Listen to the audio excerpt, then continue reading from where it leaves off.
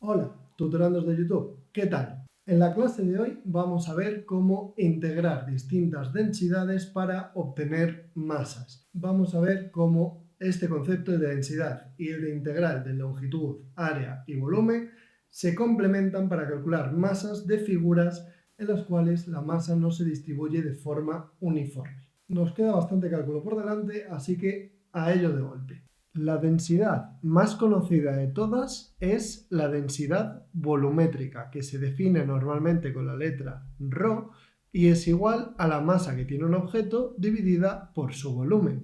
De aquí se puede expresar también que la masa del objeto es igual a su densidad multiplicada por su volumen. Esta densidad volumétrica tiene unas unidades que son kilogramo partido por metro cúbico, es decir, la unidad internacional de la masa dividida entre la unidad internacional del volumen. Pero no es la única densidad que se puede definir.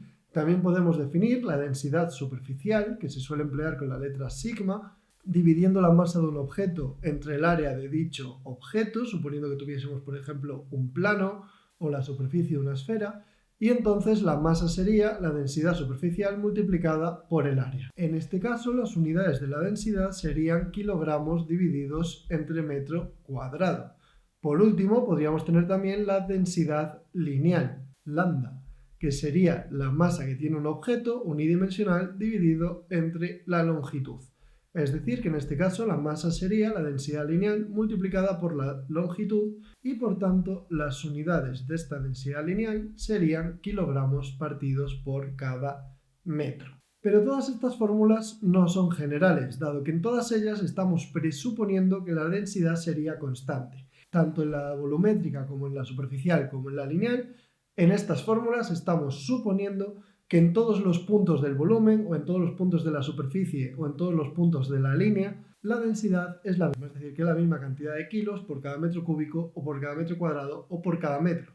Sin embargo, los objetos del mundo real pueden tener densidades variables, que cambien con la posición, que no sean iguales exactamente en todas partes.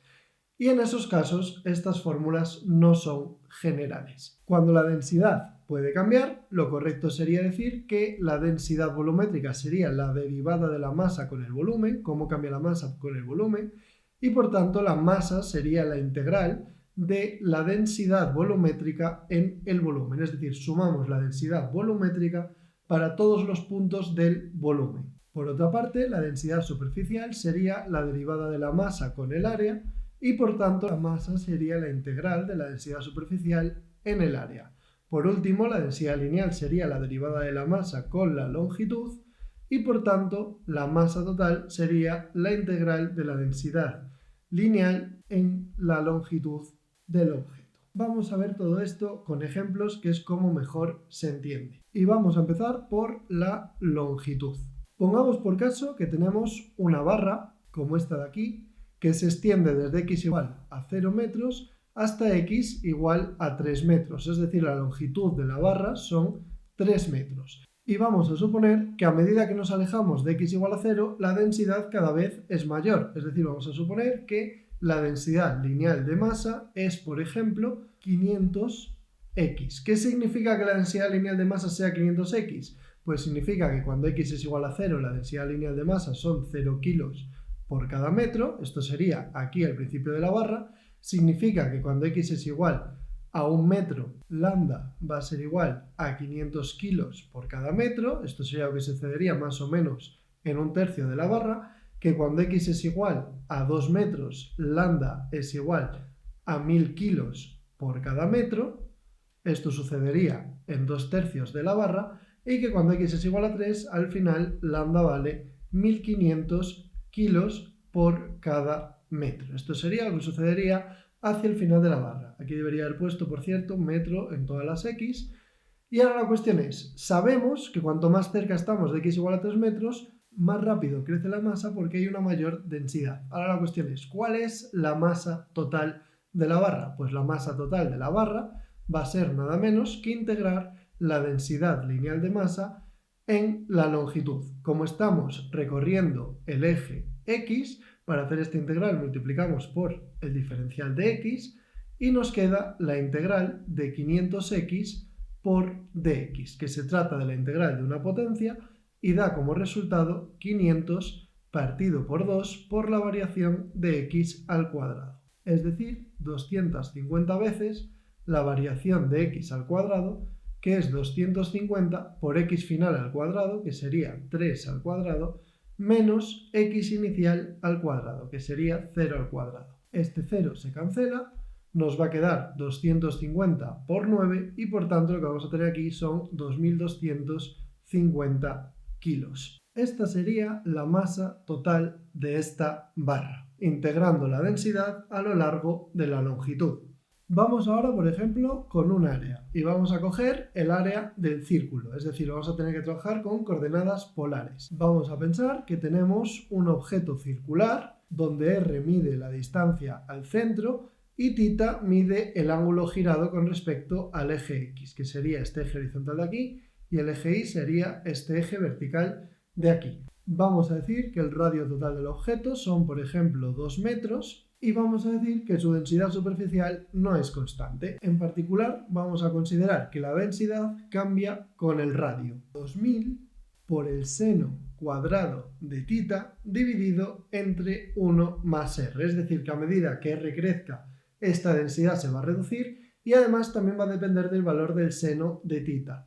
En particular, sobre el eje X no va a haber densidad porque el seno de θ se va a cancelar estando en radianes, y en el eje vertical, que es la línea que estoy marcando ahora, será donde haya las mayores concentraciones de densidad, porque es cuando el seno de θ al cuadrado vale 1, que es su valor máximo. Ahora, el diferencial de área que necesitamos, como vimos en el vídeo acerca de integrar en coordenadas polares, va a ser r por dr por dθ, y por tanto, si queremos la masa, lo que hay que hacer es la integral de la densidad en el área, o lo que es lo mismo, la integral doble de 2000 por el seno cuadrado de θ partido de 1 más r por r de r de θ, que cuando lo separamos en partes nos queda 2000, que sale fuera por ser constante, por la integral de r partido de 1 más r por dr, por la integral de seno cuadrado de θ por dθ. Y así obtendríamos la masa de este objeto. Estas integrales se pueden razonar aparte, vamos a comentar muy brevemente el método. La integral de r sería esto de aquí, que se puede apañar sumando y restando 1 en el numerador, entonces nos quedaría 1 más r menos 1 partido de 1 más r por dr. Esto se puede romper en dos integrales, una integral en la que tendremos simplemente dr menos otra integral en la que tendremos dr partido de 1 más r, tras simplificar 1 más r con 1 más r por un lado y dejar este menos 1 dividido entre 1 más r por el otro. La primera integral nos da la variación de r y la segunda nos da menos la variación del logaritmo neperiano de 1 más r. Esa sería la primera integral.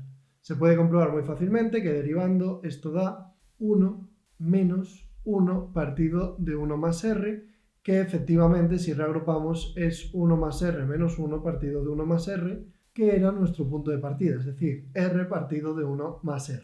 Esta va a ser la primera integral. En la segunda, también bastante estándar, hacemos el truco del seno cuadrado. ¿En qué consiste el truco del seno cuadrado? Pues el truco del seno cuadrado consiste en tener en cuenta que coseno cuadrado más seno cuadrado es igual a 1 y que por tanto coseno cuadrado de θ es igual a 1 menos seno cuadrado de θ. Después tenemos en cuenta que el coseno de 2θ es igual al coseno cuadrado de θ menos el seno cuadrado de θ. Esto de aquí lo transformamos en 1 menos 2 veces el seno cuadrado de θ y por tanto el seno cuadrado de θ no es otra cosa que 1 medio menos 1 medio del coseno de 2θ. Y cuando hacemos la integral de esto nos queda simplemente 1 medio de la variación de θ por un lado menos 1/4 de la variación del seno de 2θ por el otro. Con todo esto nos vamos arriba y nos va a quedar 2000 por la variación de r menos la variación del logaritmo neperiano de 1 más r por 1 medio de la variación de θ menos 1/4 de la variación del seno de 2θ. Ahora tenemos en cuenta que r va a ir desde el centro hasta 2 metros Eso por un lado, y que θ va a ir desde 0 hasta 2pi radianes por el otro. Por tanto, la masa de esta cosa va a ser 2000 veces 2 menos 0 menos el logaritmo neperiano de 1 más 2 menos más el logaritmo neperiano de 1 más 0, y todo esto por un medio de 2pi menos 0, es decir, de 2pi, menos un cuarto del seno de 4pi, que es 0, más un cuarto del seno de 0, que también es 0. Es decir, esto de aquí del final va a dar todo 0, esto me lo cargo, esto me lo cargo, esto ya directamente no lo tengo en cuenta, el logaritmo neperiano de 1 también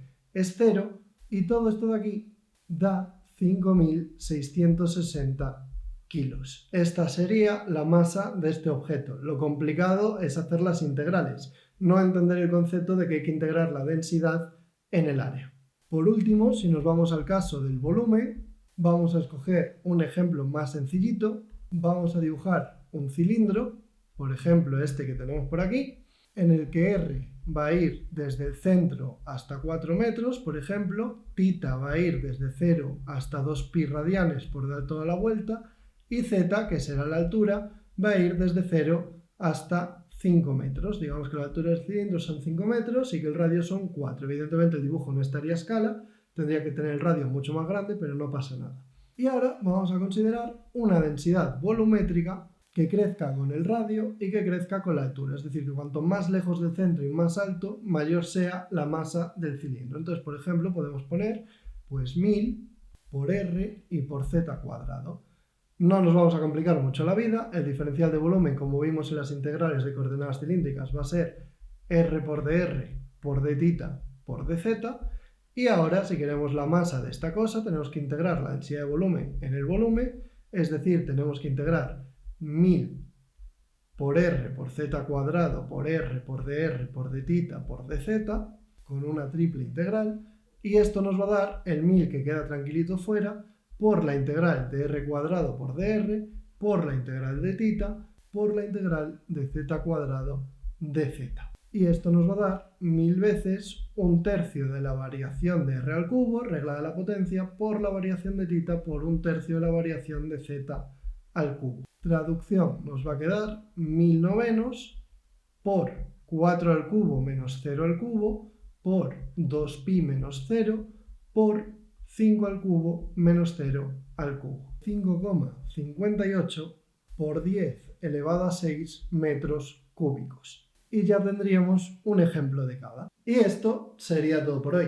Ya veis que si la densidad tiene una forma especialmente complicada, las integrales se pueden ir haciendo cada vez más y más feas y puede acabar siendo una actividad horripilante. Pero bueno, lo importante es el concepto, es coger siempre la densidad, coger el elemento diferencial adecuado, ya sea de longitud, área o volumen, y tirar para adelante hasta el final con lo que salga. Como siempre, espero que este vídeo os haya sido de utilidad y en la siguiente clase de física veremos cómo calcular centros de masa. ¡Hasta la próxima!